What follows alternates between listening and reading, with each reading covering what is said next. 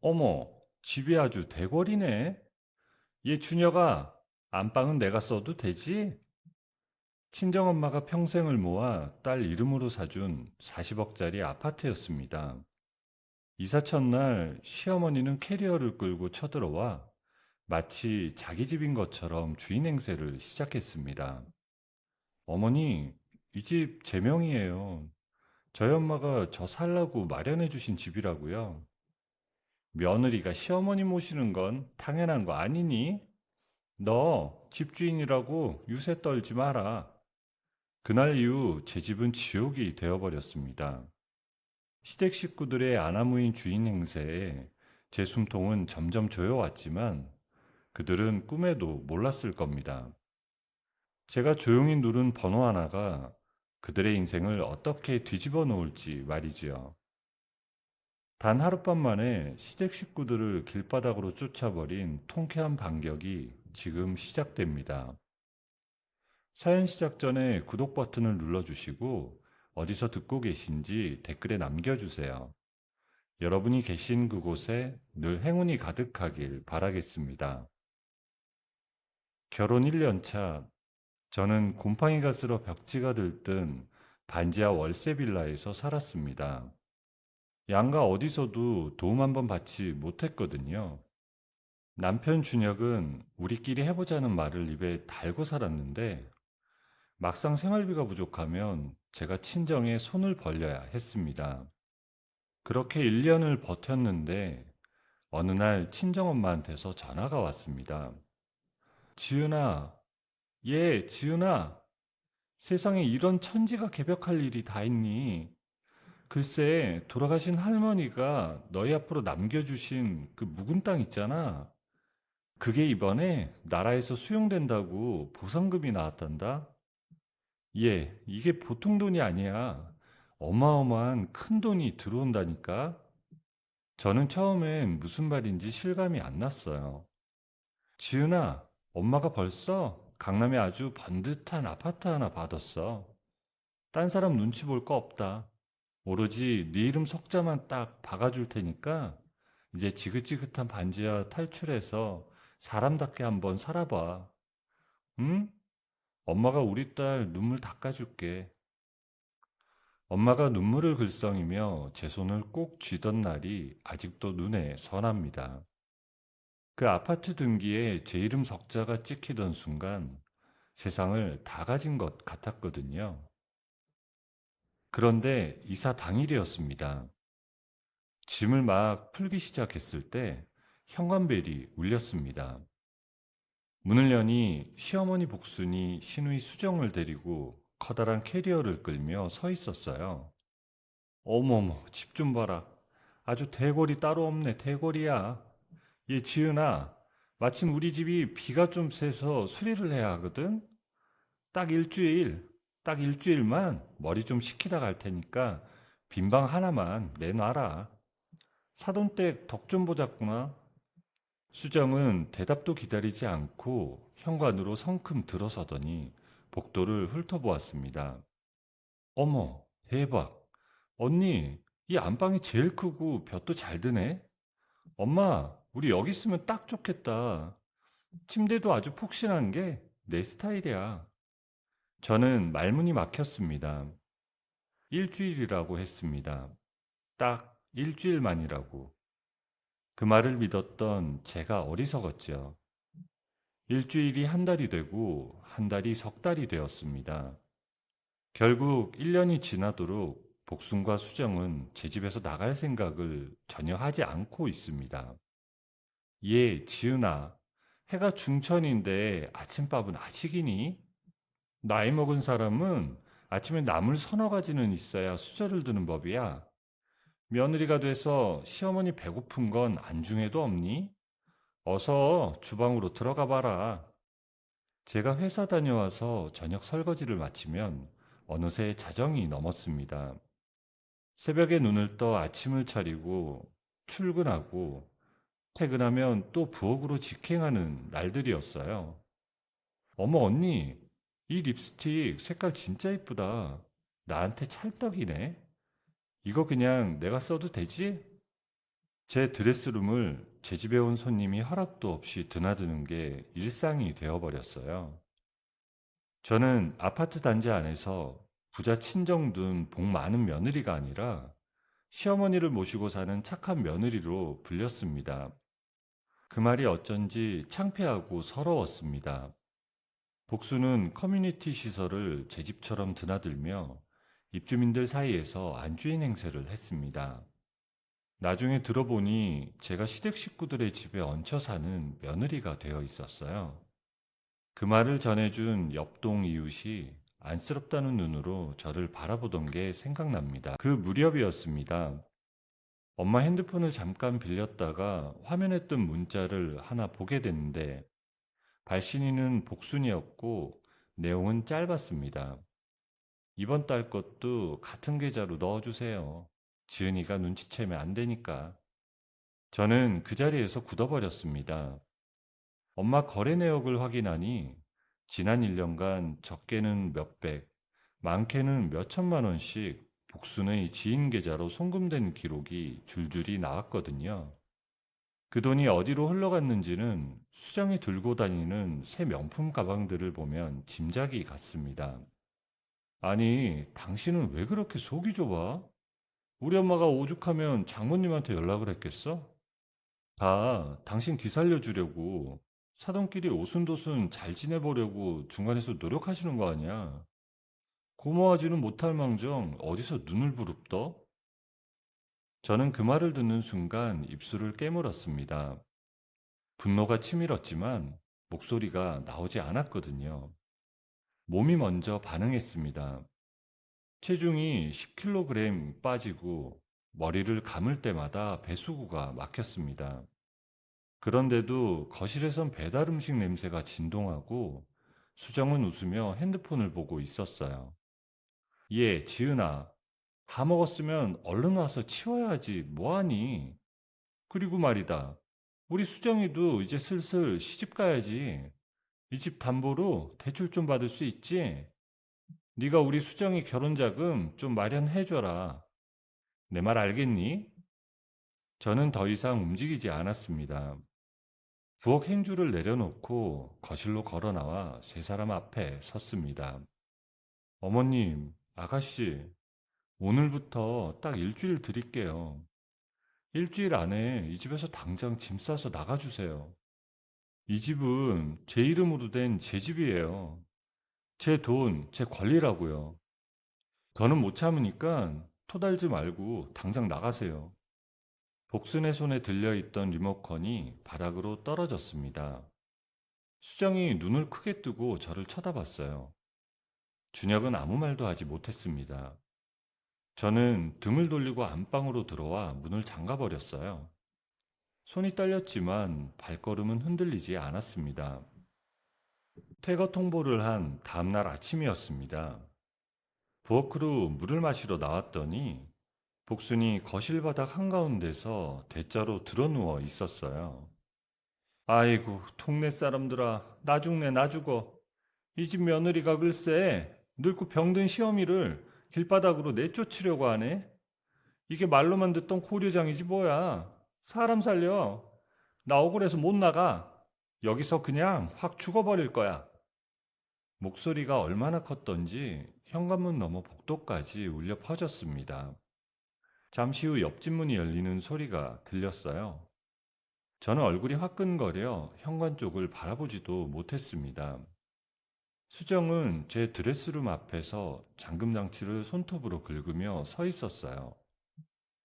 야, 언니, 당장 문 안 열어? 이거 안 열면 나 진짜 사고 친다. 나 지금 눈에 뵈는 거 없어. 이 집구석 내가 다 때려 부시기 전에 당장 비번대라고. 어서.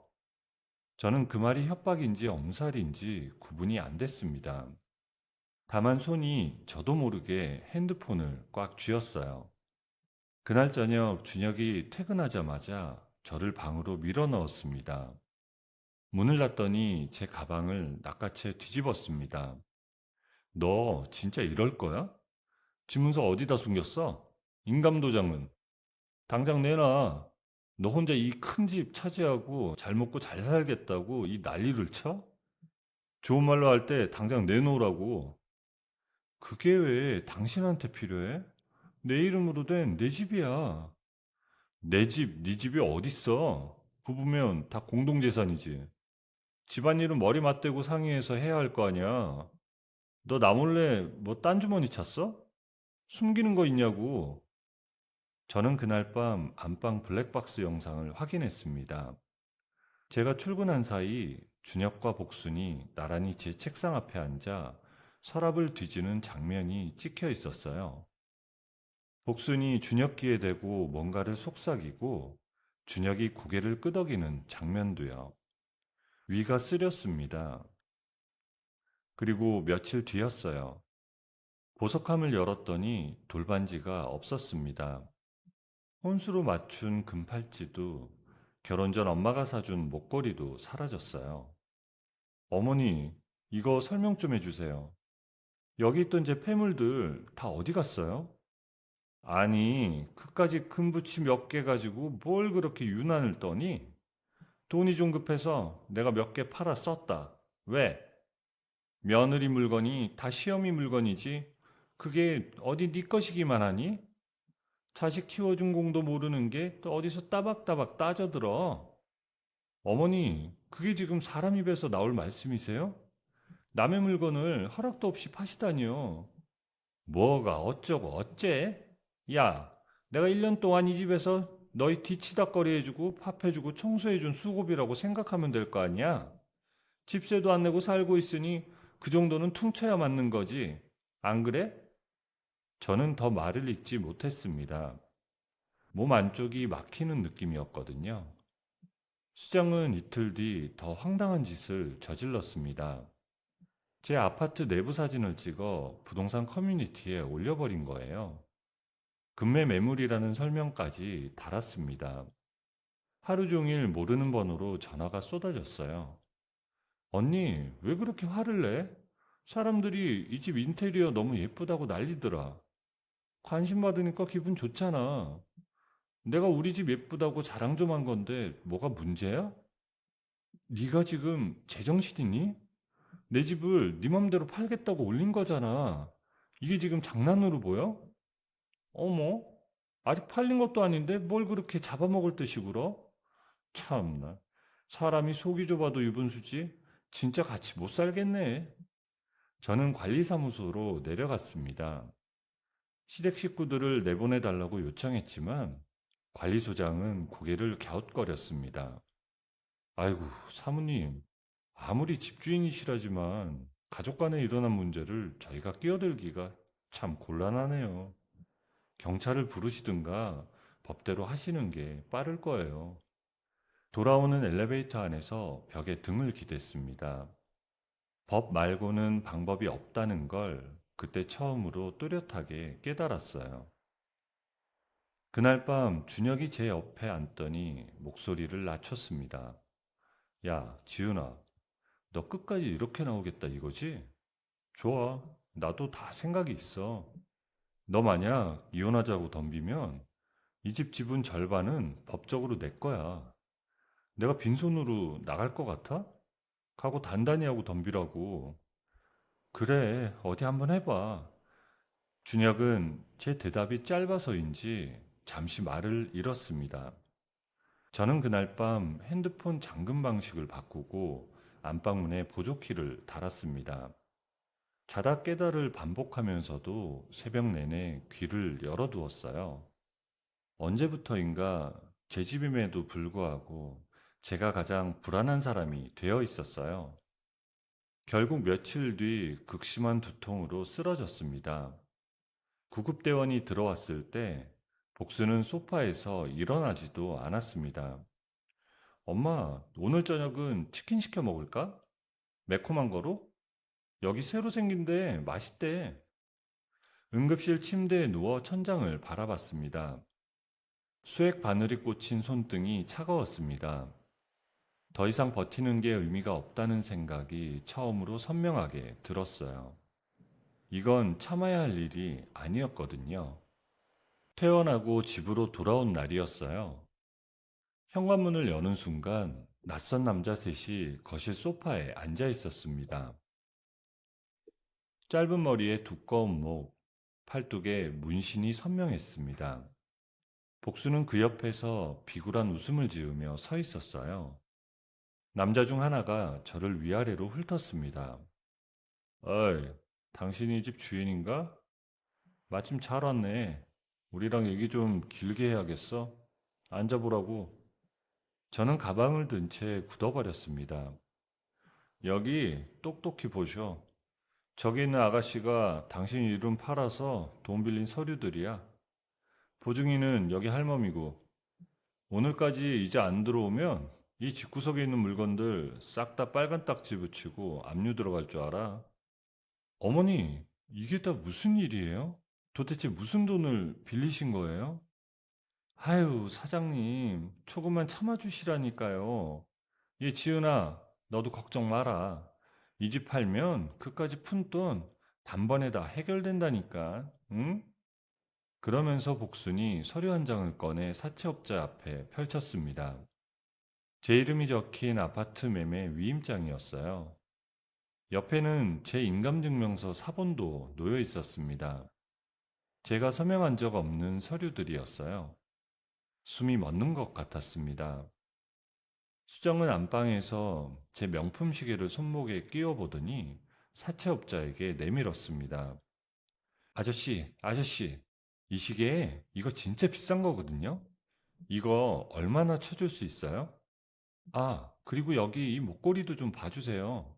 이것들도 다 보태면 돈 꽤 되겠죠? 네? 보석함에서 꺼낸 목걸이를 손가락에 걸고 흔들었습니다. 저는 핸드폰을 주머니에 넣은 채 조용히 녹화 버튼을 눌렀습니다. 준혁은 사채업자들 앞에서 고개를 숙인 채 제 팔을 잡아 끌었습니다. 지은아, 제발, 나 좀 살려줘. 일단 여기 도장만 찍자. 응? 이것만 넘겨주면 저 사람들 조용히 나간댔잖아. 부탁이야. 나 한 번만 도와주라.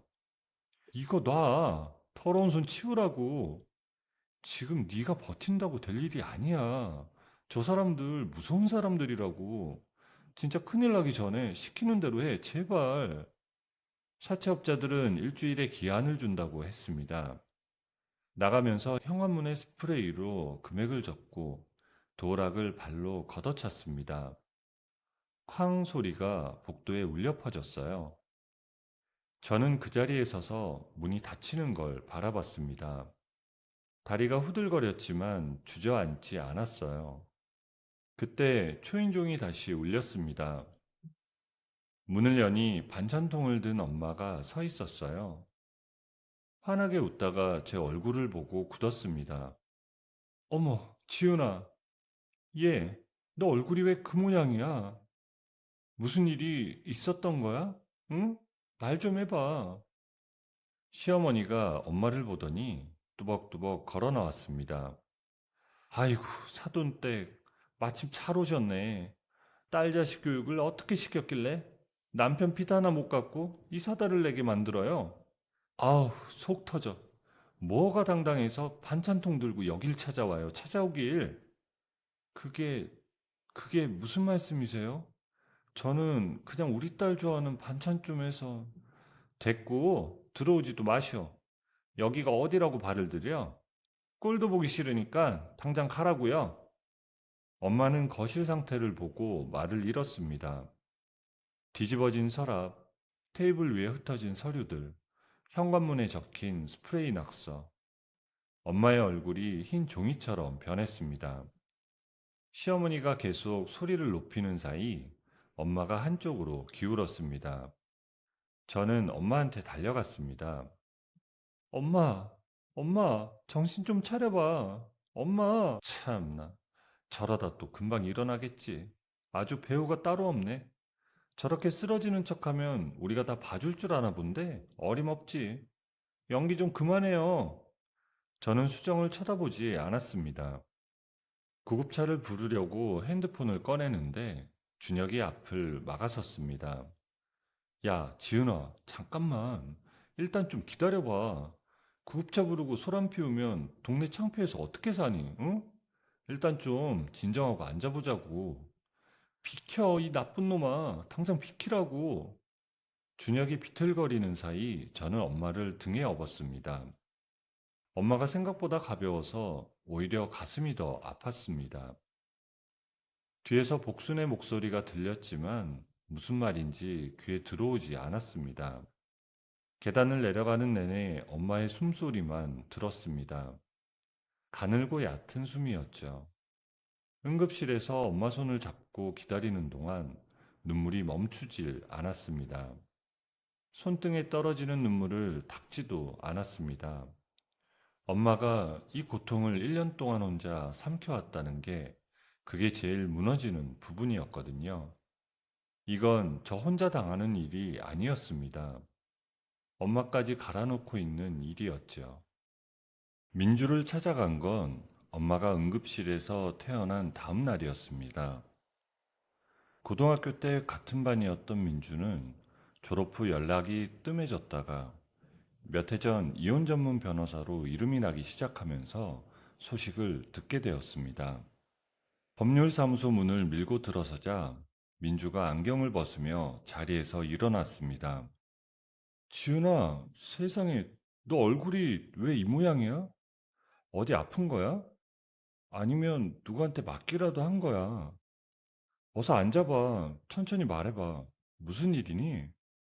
저는 가방에서 봉투를 꺼냈습니다.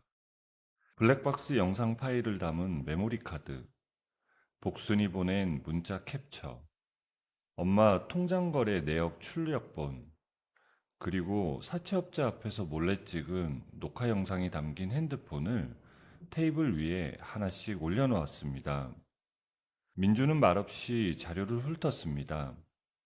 페이지를 넘길수록 민주의 눈썹이 올라갔습니다. 지은아, 이건 단순히 시어머니랑 싸운 수준이 아니야. 서류 위조해서 집 팔아먹으려고 했지. 협박했지. 거기다 남의 물건까지 훔쳐서 팔았잖아. 이건 쇠고랑찰 중범죄야. 형사사건이라고. 저 사람들 정말 제정신이 아니구나. 민주야, 나 이제 어떻게 해야 해? 저 사람들 내 집에서 어떻게 내쫓아? 걱정 마. 내가 아주 뼈도 못 추리게 해줄 테니까. 일단 두 가지 동시에 가자. 저 인간들 당장 집에서 끌어내는 것부터 하고, 그 다음엔 네 엄마 뜯어간 돈 10원짜리 하나까지 다 찾아와야 해. 지금 당장 서류 준비할게. 민주의 조언대로 엄마 통장 거래 내역을 1년치 전부 뽑았습니다. 처음엔 몇 건인 줄 알았는데 들여다볼수록 숨이 막혔습니다. 복순 지인 명의로 된 계좌 3개에 크고 작은 금액이 꾸준히 빠져나가 있었습니다. 엄마 노후자금 통장까지 거의 바닥이나 있었어요. 지은아, 이것 좀 봐. 이 할머니가 네 엄마한테 뭐라고 협박했는지 알아? 아주 소설을 썼어, 소설을. 민주가 엄마한테 직접 받아온 문자 내역을 보여주었습니다. 사돈, 지금 지은이가 강남 아파트 받은 거 세금 신고 안 했다고 나라에서 난리가 났어요. 당장 돈 안 내면 세무조사 나와서 집 뺏기고 지은이 감옥 가요. 내가 아는 높은 사람한테 손 써볼 테니까 얼른 비용 보내세요. 그 문자들이 1년에 걸쳐 수십 건이었습니다. 우리 엄마 나한테 힘들단 소리 한마디도 안 했어. 혼자서 그 큰 돈을 다 해다 바치면서 무서우셨겠지. 하나뿐인 딸이 공들여 얻은 집 뺏길까봐, 딸 자식 앞길 막힐까봐 겁이 나서 그러신 거야. 엄마 마음이 다 그런 거잖아. 저는 잠시 말을 잇지 못했습니다. 엄마가 적금을 깨고 노후 자금을 털어서 복순의 입을 막아온 것이었죠. 딸한테 걱정 끼칠까봐 혼자 삼키면서요. 민주가 서류를 정리하며 말했습니다. 우선 법원에 점유 이전 금지 가처분 신청부부터 넣을게. 저 사람들이 네 집을 함부로 팔거나 남 주지 못하게 딱 묶어두는 거야. 그리고 바로 퇴거 소송 들어간다. 짐짝 내던지듯 끌어내 줄 테니까 조금만 참아. 저는 민주가 움직이는 동안 따로 심부름센터를 통해 수정의 행적을 추적했습니다. 결과가 나오는데 사흘이 걸렸어요. 수정이 엄마 돈으로 산 명품들이 중고거래 플랫폼에 올라와 있었습니다. 판매자 아이디는 달랐지만 물건 사진 속 배경이 제 아파트 거실이었습니다. 분노가 치밀었지만 저는 그 게시물들을 캡처해서 저장했습니다. 감정을 쏟아내는 건 나중 일이었죠. 그 무렵 민주한테서 연락이 왔습니다. 지은아, 숨 크게 들이마셔. 어젯밤에 녹음된 건데 네 남편이란 놈이 시어머니랑 작당무의하는 소리야. 들어봐. 핸드폰 너머로 준혁의 목소리가 흘러나왔습니다.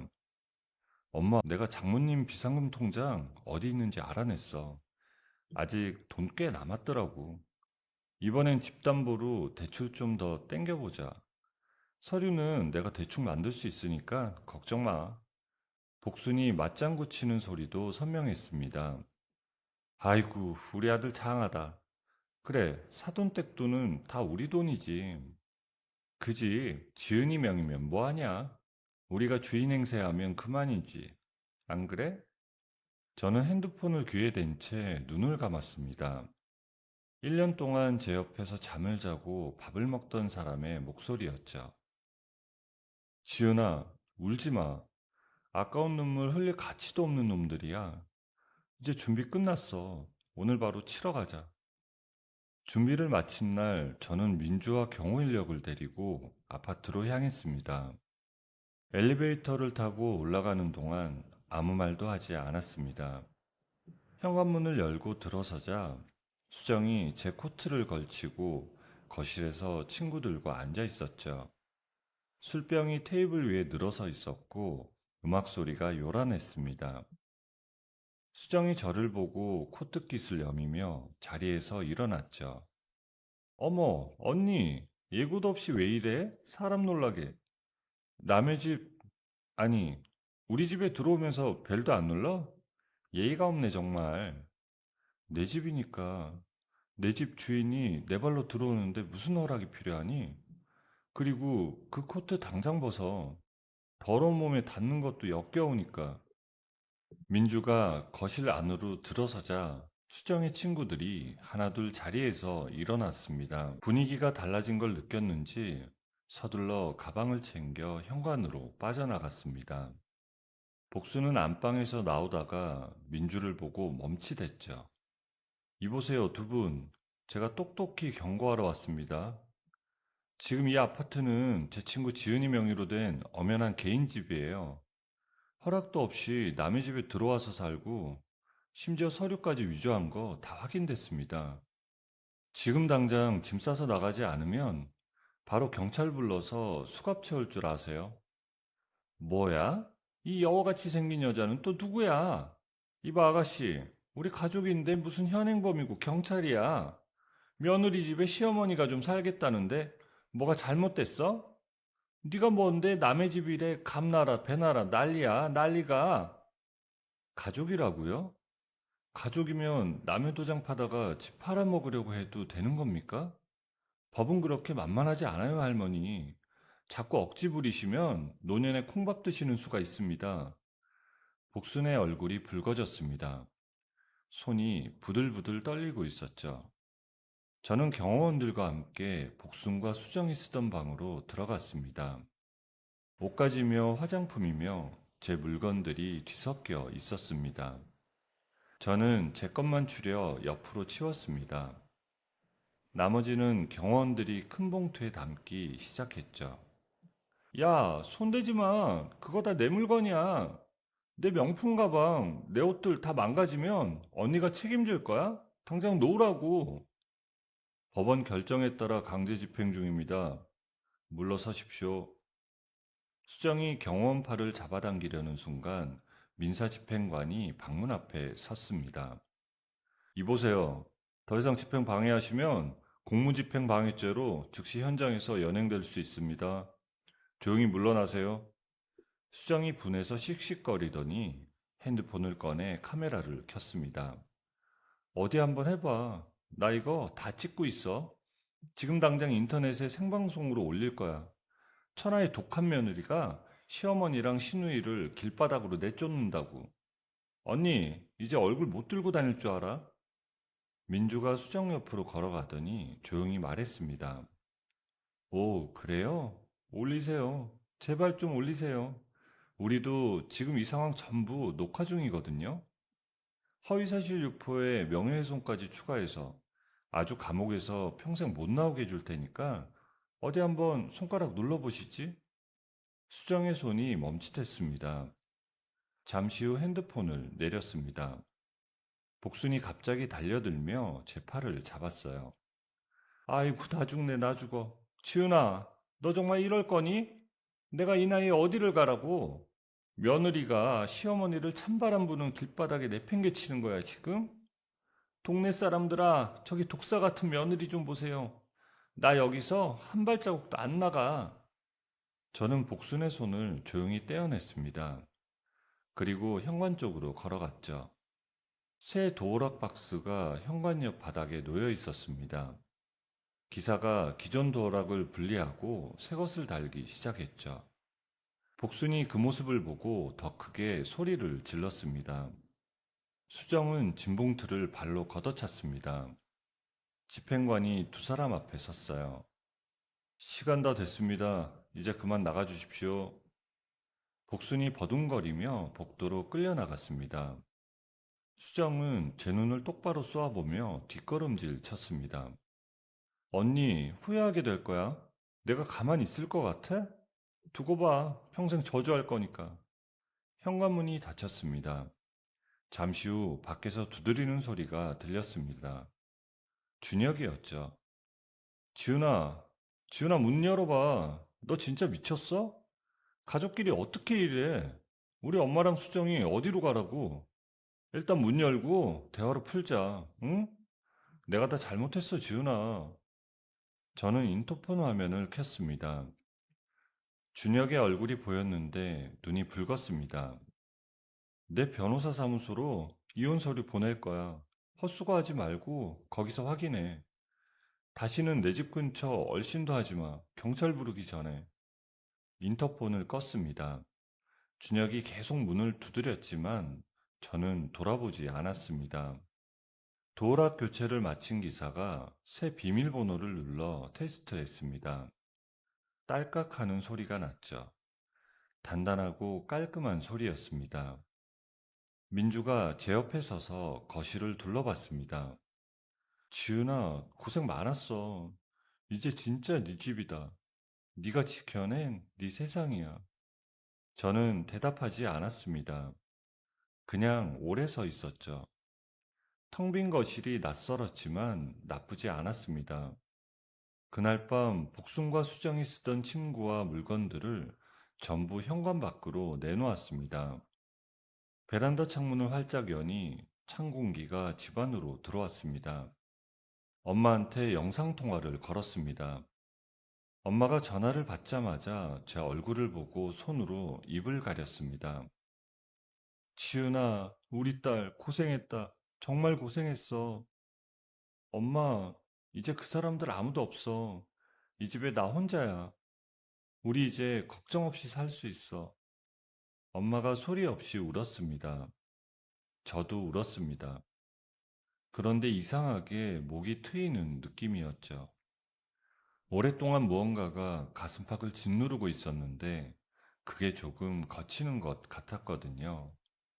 통화를 마치고 나서 처음으로 침대에 등을 붙이고 누웠습니다. 눈을 감았습니다. 바깥에서 아무 소리도 들리지 않았습니다.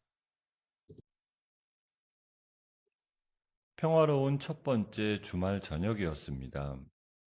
소파에 앉아 따뜻한 차를 마시고 있는데 핸드폰이 울렸습니다. 엄마였습니다. 전화를 받는 순간 귀청이 떨어질 듯한 비명소리가 들렸습니다. 엄마, 엄마 왜 그래? 무슨 일이야, 응? 대답 좀 해봐, 엄마. 지은아, 살려줘. 얘 지은아, 여기 사람들이, 어? 전화가 끊겼습니다. 저는 머그컵을 테이블에 내팽개치고 차키를 집어들었어요. 친정까지 가는 내내 핸드폰으로 엄마한테 전화를 걸었습니다. 받지 않으셨어요. 신호등이 빨간불로 바뀔 때마다 손이 떨렸습니다. 친정 대문이 반쯤 부서져 있었죠. 경첩이 뜯겨 문짝이 비스듬히 기울어져 있었습니다. 안에서 복순의 고함 소리가 들려왔어요. 뛰어들어가니 복순이 엄마 머리채를 두 손으로 휘감고 있었습니다. 엄마는 바닥에 무릎을 꿇은 채 복순의 손을 풀려고 버둥거리고 있었습니다. 수정은 안방문 앞에 팔짱을 낀 채 서 있었습니다. 야, 돈 더 내놔. 내가 여태 너희 모녀 봐준 게 얼마인데 이따위로 나와? 좋은 말로 할 때 남의 돈 다 내놓으라고. 안 내놓으면 오늘 여기서 너 죽고 나 죽는 거야. 어서 내놔. 돈 없어요. 정말 한 푼도 없어. 이제 우리 딸 좀 가만히 놔둬요. 제발 부탁이에요. 이거 놔. 이 미친 할망구야. 당장 우리 엄마 손 놓으라고. 사람이 사람 대접해 주니까 눈에 뵈는 게 없어? 복순이 저를 보고 눈을 부라렸습니다. 오냐, 잘 왔다. 너 잘 왔어. 네가 다 해결해. 당장 돈 가져오라고. 내 아들 앞길 망쳐놓고 너만 잘 살 줄 알았어? 돈 안 내놓으면 네 엄마 머리카락 다 뽑아버릴 줄 알아?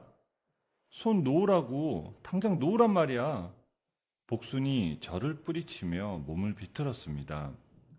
그 바람에 잡고 있던 엄마가 옆으로 튕겨나갔어요. 엄마의 머리가 방문 모서리에 부딪히는 소리가 났습니다. 둔탁하고 짧은 소리였어요. 엄마, 엄마! 엄마가 바닥에 쓰러졌습니다. 관자놀이 쪽에서 피가 많이 흘렀습니다. 어머, 쟤 좀 봐. 언니, 우리가 때렸어? 집 아래 걸려 넘어진 거잖아. 엄마 봤지? 자기가 혼자 넘어져 놓고 누굴 탓해? 아주 쇼를 한다, 쇼를 해. 저는 수정을 바라보지 않았습니다. 엄마 머리 아래 손을 받치고 핸드폰으로 119를 눌렀습니다. 여기 사람이 쓰러졌어요. 머리에서 피가 너무 많이 나요. 빨리 좀 와주세요, 제발. 서초동 몇 번지인데요? 서초동 00번지예요. 빨리요. 복수는 제 등 뒤에서 여전히 소리를 질렀습니다. 무슨 말을 하는지 들리지 않았습니다. 엄마 얼굴만 보였었죠. 눈이 반쯤 감겨 있었습니다. 엄마, 엄마, 정신 좀 차려봐, 응? 나야 지은이, 엄마 딸 지은이 왔어. 눈 좀 떠봐. 엄마. 엄마의 입술이 가늘게, 다시 한번 가보겠습니다. 엄마의 입술이 가늘게 떨렸습니다. 대답은 없었죠. 구급대원들이 들이닥쳤을 때 저는 엄마 손을 잡은 채 움직이지 않았습니다. 대원이 제 어깨를 짚으며 비켜달라고 했습니다. 그제 엄마 손을 놓았었죠. 경찰이 뒤따라 들어왔습니다. 복수는 경찰을 보자마자 태도가 돌변했습니다. 아이고, 순경날이 제가 뭘 했다고요. 이 사돈 양반이 혼자서 화를 못 참고 펄펄 뛰다가 지발에 걸려 넘어진 거예요. 저는 그냥 좋게 얘기하러 왔다가 이게 무슨 날벼락인지 아이고 무서워라. 상황 목격하신 분 계십니까? 어떻게 된 일인지 말씀해 주시죠. 제가 다 봤습니다. 저 여자가 저희 엄마 머리채를 잡고 흔들다 밀쳐서 저렇게 됐어요. 제가 전부 다 봤고 저기 신우이도 공범입니다. 하나도 빠짐없이 다 증언할 거예요. 수정이 저를 흘겨봤습니다. 저는 시선을 피하지 않았었죠. 병원 응급실 앞 복도는 길고 하였습니다. 차가운 의자에 앉아 핸드폰을 꺼냈어요. 복순이 엄마한테 보낸 문자들을 처음부터 다시 읽었습니다. 세무조사 막으려면 빨리 넣어야 해요. 이번 게 마지막이에요. 이것만 해주면 다시는 연락 안 해요. 그 문자가 수십 개였습니다. 읽을수록 눈앞이 뿌얘졌죠.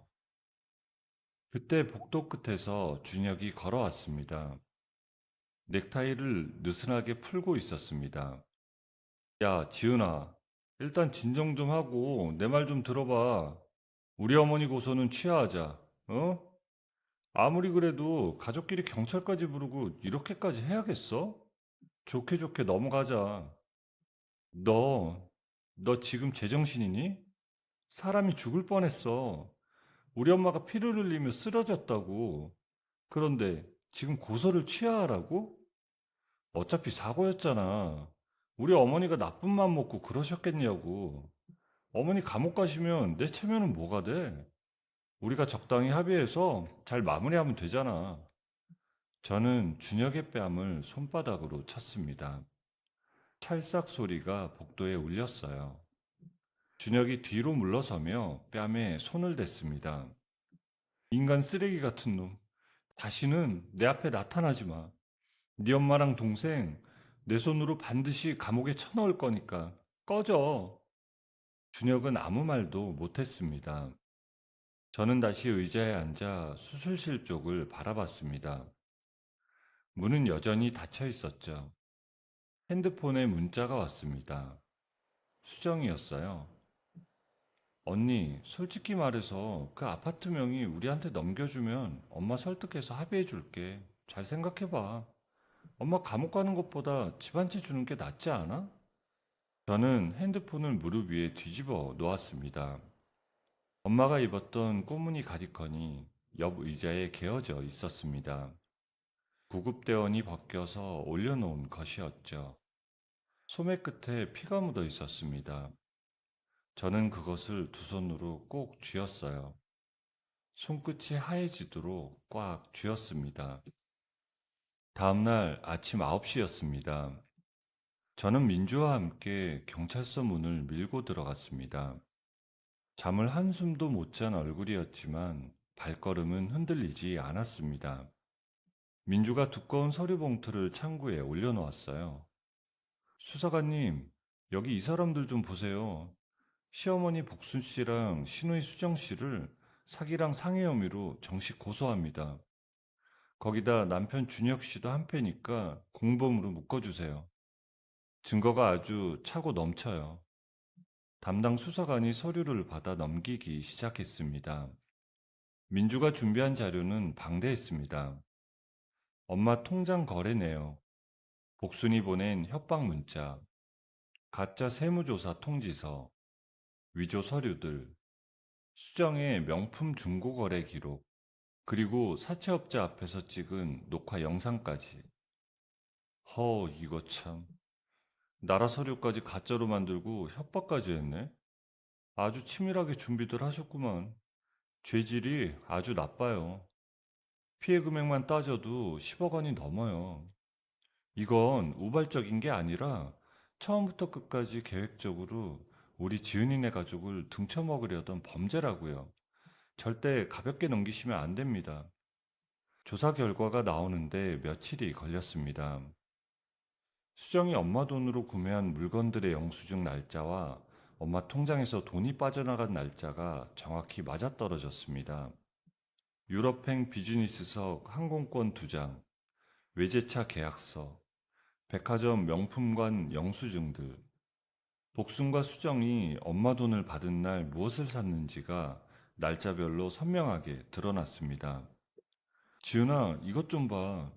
이 인간들 네 엄마 피 같은 돈을 한 푼도 안 남기고 다 썼어. 숨겨둔 것도 하나 없이 명품 사고 놀러 다니는데 다 탕진했네. 정말 천벌받을 인간들이야. 우리 엄마가 평생 먹을 거 안 먹고 입을 거 안 입고 모은 돈인데. 민주가 잠시 말을 잇지 않았습니다. 그러다 천천히 입을 열었어요. 그러니까 지은아, 끝까지 가는 거야. 저 사람들이 지은 죄 하나도 남김없이 다 벌받게 해줄게. 기운내. 재판이 시작되자 복수는 법정에 들어서자마자 고개를 떨구고 벽을 더듬었습니다. 판사를 바라보지 못하고 중얼거렸습니다. 아이고, 판사님, 제가 나이를 먹어서 그런지 요즘 기억이 영 안 좋아요. 내가 무슨 짓을 했는지 도통 모르겠어요. 아휴, 머리야. 방청석에서 낮은 웅성거림이 일었습니다. 민주가 자리에서 일어났어요. 재판장님, 피고인 복순 씨는 기억이 안 난다고 하시는데, 지난달에도 백화점 VIP실에서 비싼 커피 마시며 세 차례나 쇼핑하셨거든요. 여기 결제 내역이랑 영수증 보시죠. 작년에는 유럽 가서 비싼 스테이크 썰면서 찍은 사진도 여기 다 있습니다. 기억력이 나쁜 분이 쇼핑은 참 야무지게 하셨던데요. 복순의 고개가 천천히 들렸습니다. 판사가 서류를 받아들었어요. 표정이 이내 굳었습니다. 수정은 옆자리에서 입술을 깨물며 민주를 노려봤어요. 민주는 시선을 주지 않았습니다. 준혁에 대한 조사 결과도 법정에서 공개되었습니다.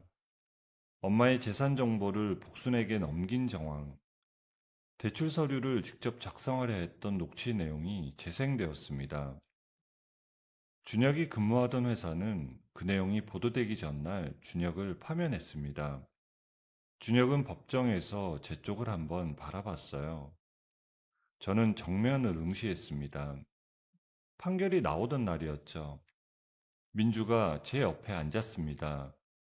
판사가 주문을 읽기 시작했습니다. 피고인 복순, 징역 7년. 피고인 수정, 징역 5년. 피고인 준혁, 징역 7년의 실형에 처한다. 말도 안 돼. 내가 뭘 그렇게 잘못했다고? 내가 내 아들 위해서 좀 쓴 건데 이게 무슨 죄야? 억울해. 나 억울해서 못 살아. 엄마 어떡해. 나 감옥 가기 싫어. 나 좀 살려줘. 엄마. 법정 경위가 두 사람 곁으로 다가갔습니다. 수갑이 채워졌어요. 찰컥하는 소리가 들려왔습니다. 저는 그 모습을 끝까지 지켜봤습니다. 눈물도 나오지 않았고 분노도 아니었습니다. 그냥 오래되고 무거운 것이 몸에서 빠져나가는 느낌이었어요. 지은아, 이제 가자. 다 끝났어. 법정을 나왔습니다. 복순의 절규하는 목소리가 문 너머에서 들려왔습니다. 저는 돌아보지 않았습니다. 병원으로 곧장 달려갔죠. 엄마는 창가 침대에 앉아 햇볕을 받고 있었습니다. 제 발소리를 듣고 고개를 돌렸습니다. 어머, 우리 지은이 왔니? 고생했다. 얘, 이제 얼굴 좀 폈네. 엄마, 이제 다 끝났어. 그 사람들 다 벌 받았어. 이제 다시는 우리 괴롭히러 못 올 거야. 정말 다 끝났어, 엄마. 엄마가 제 손을 꼭 쥐어줬습니다. 한동안 아무 말도 하지 않았어요. 창밖으로 햇살이 길게 들어왔습니다. 이혼 판결은 그로부터 2달 뒤에 났습니다. 준혁의 유책 사유가 전부 인정되었죠. 위자료와 재산 분할 모두 제가 가져왔습니다. 준혁에게 남은 건 아무것도 없었죠. 서류에 도장을 찍고 나오는 길에 하늘을 올려다봤습니다. 구름 한 점 없이 맑았어요. 민주가 옆에서 걸으며 말했습니다. 지은아, 우리 오늘 진짜 맛있는 거 먹자. 내가 쏜다. 가자. 아니야, 민주야. 오늘은 내가 살게. 우리 엄마가 좋아하는 맛있는 거 사서 병원 가자. 모든 것이 정리된 후 6달이 지났습니다. 강남 아파트는 이제 제가 처음 이사 오던 날 상상했던 모습에 가까워졌어요. 가장 먼저 한 일은 복순과 수정이 쓰던 방 벽지를 전부 뜯어내는 것이었습니다. 철거업체 직원들이 벽지를 걷어내자 그 아래 회색 콘크리트가 드러났습니다. 저는 그 맨벽을 한참 바라봤습니다. 여기서 다시 시작하면 된다고 생각했죠. 새 벽지를 고르고 조명을 바꾸고 가구를 들였습니다. 제 손으로 하나씩 고른 것들이었죠. 창가에 작은 화분들을 늘어놓았더니 아침마다 햇살이 잎사귀 사이로 들어왔습니다. 엄마는 재활치료를 마치고 완전히 회복했습니다. 태어나던 날 엄마를 데리고 집으로 왔습니다. 현관에 들어서자 엄마가 거실을 천천히 둘러봤습니다. 어머나, 지은아, 얘 집에 어쩜 이렇게 환해졌니? 아주 새 집이 다 됐네. 이제야 정말 우리 딸 집 같다. 묵은 채증이 다 내려가는 것처럼 속이 다 후련해. 엄마, 이제 진짜 내 집이야. 아무도 우리 못 괴롭혀. 엄마가 소파에 앉아 창밖을 바라봤습니다. 저는 엄마 옆에 앉아 따뜻한 차를 두 잔 내왔어요. 아무 말 없이 나란히 앉아 차를 마셨습니다. 그 조용함이 좋았습니다. 감옥에서 편지가 날아온 건 판결 두 달 뒤부터였습니다. 복순, 수정, 준혁 모두 각자 다른 사연으로 편지를 제게 보내왔어요. 저는 단 한 통도 열어보지 않았습니다. 우편함에서 꺼내 그대로 쓰레기통에 집어넣어 버렸죠. 미련도 없었고 궁금하지도 않았습니다. 준혁이 출소 후 사채빚에 시달리며 지낸다는 소식은 아파트 단지 관리 직원한테서 흘러들어왔습니다. 저는 그렇군요 하고 넘겼습니다. 마음이 움직이지 않았습니다. 이미 오래전에 끝난 사람이었거든요. 그 무렵 저는 인테리어 디자인 학원을 등록했습니다. 제 집을 새로 꾸미면서 처음으로 공간을 바꾸는 일이 재미있다는 걸 알았거든요. 학원에서 만난 강사가 제 포트폴리오를 보더니 눈을 크게 떴습니다. 어머나, 사장님, 이거 진짜 사장님 댁 맞아요? 세상에, 전후 사진이 이렇게 다를 수가 없네요. 칙칙하던 집이 아주 예술 작품이 됐어요. 이건 진짜 타고난 재능이에요, 재능. 사정이 좀 있었거든요. 마음 다잡으려고 하나하나 직접 고쳤어요. 이거 그냥 두기 아까워요. 블로그에 꼭 좀 올려보세요. 이런 솜씨면 사람들 난리 날걸요, 진짜로? 반신반의하며 올린 글이 열흘 만에 수천 명이 읽었습니다. 댓글에 비슷한 사정을 가진 사람들의 이야기가 달렸습니다. 그 글들을 읽으며 밤늦게까지 답글을 달아줬죠. 반년이 지나자 작은 스튜디오를 열 수 있을 만큼 일이 들어왔습니다. 개업 첫날 민주가 꽃다발을 들고 찾아왔어요. 야, 임지은, 개업 축하한다. 내가 좀 늦었지? 고생 많았어, 기집애야. 이제 진짜 꽃길만 걷자. 네가 진짜 해낼 줄 알았다니까. 민주야, 고마워. 네가 곁에서 칼 갈아주지 않았으면 나 여기까지 절대 못 왔을 거야. 아휴, 무슨 소리야. 나는 그냥 옆에서 거들어준 것뿐이지. 그 무거운 칼 휘둘러서 승리한 건 바로 너야. 네 용기가 만든 결과라고. 저는 웃었습니다. 오랜만에 마음 깊은 곳에서 올라오는 웃음이었죠. 아파트 단지에서 이웃들과 마주칠 때마다 이제는 먼저 인사를 건넸습니다. 복순이 퍼뜨렸던 말들은 제가 매일 성실하게 살아가는 것으로 조금씩 지워졌습니다. 경비 아저씨가 어느 날 말했습니다. 아이고, 세대. 아니, 이제 사장님이라고 불러야 하나? 요즘 얼굴이 아주 활짝 폈어요. 꽃이 폈네. 꽃이 폈어. 보기 참 좋습니다. 감사해요, 아저씨. 다 아저씨가 잘 봐주신 덕분이죠. 좋은 하루 되세요. 짧은 인사였지만 발걸음이 가벼워졌습니다. 어느 저녁이었어요. 엄마가 베란다에 작은 상을 차려놓고 저를 불렀습니다. 지은아, 얼른 나와봐. 여기 노을 지는 것 좀 봐라. 아주 장관이다. 베란다 너머로 노을이 지고 있었습니다. 주황빛이 강남 하늘을 물들이고 있었죠. 상 위에는 엄마가 직접 만든 전과 나물 몇 가지가 놓여 있었습니다. 우와, 맛있겠다. 엄마, 이거 엄마가 다 만든 거야? 몸도 안 좋은데 뭘 이렇게 많이 했어. 이제 손도 다 나았는 걸 뭐. 우리 딸 먹일 생각하니까 하나도 안 힘들더라. 자, 얼른 먹어봐. 간이 딱 맞나 모르겠다. 우리는 나란히 앉아 저녁을 먹었습니다. 엄마가 느리게 씹으며 창밖을 바라봤어요. 지은아, 엄마는 지금 너무 행복하다. 우리 딸 웃는 얼굴 보면서 이렇게 밥 먹는 거. 엄마는 이거면 더 바랄 게 없어. 저는 대답 대신 엄마 손등을 가만히 덮었습니다. 엄마 손이 따뜻했습니다. 식사를 마치고 엄마를 배웅한 뒤 거실로 들어왔어요. 책상 서랍을 열었습니다. 등기권리증이 있었죠. 제 이름 석자가 반듯하게 적혀 있었습니다. 처음 이 서류를 받던 날이 떠올랐어요.